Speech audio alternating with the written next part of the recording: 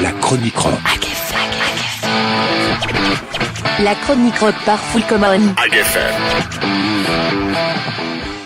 Direction la Californie, retrouver un groupe de punk rock à la musique énergique et énervée. Aujourd'hui, c'est The Offspring dans la chronique rock.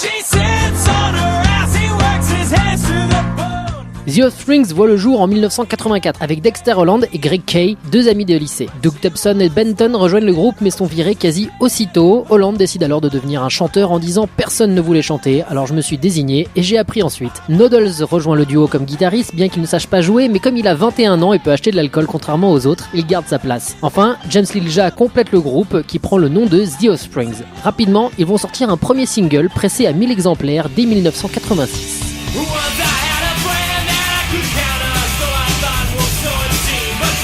En 87, Lilja quitte le groupe et c'est Ron Wesley qui le remplace, âgé alors seulement de 16 ans. Le groupe enregistre un premier album qui ne se vendra qu'à 10 000 exemplaires. Noodles se fera tout de même poignarder pendant la mini-tournée qui suivra la sortie de l'opus. En 1991, ils enregistrent une version longue de l'album qui va se faire remarquer par la maison de disques Epitaph Records avec qui ils signent. Et ils sortent d'abord Ignition en 92 mais surtout Smash en 94, leur plus grand succès encore à ce jour.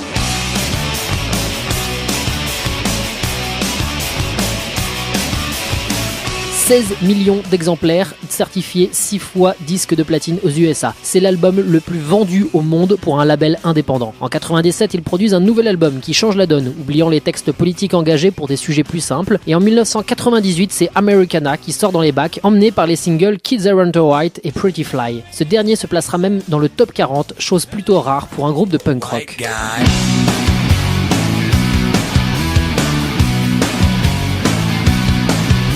En plein apogée, le groupe enchaîne. En 2000, un 6e opus que le groupe souhaite diffuser sur internet, ce qui créera des tensions avec Columbia Records. Le groupe fera finalement la promotion du site web illégal de téléchargement Napster, un pied de nez à la maison de disques. Et en 2003, Ron Wesley quitte The Offspring en plein enregistrement du 7e album. En 2008, paraît Rise and Fall, Rage and Grace, le 8e opus emmené par le tube Christy Are You Doing OK, qui sera utilisé dans la série de 90-210 Beverly Hills Nouvelle Génération.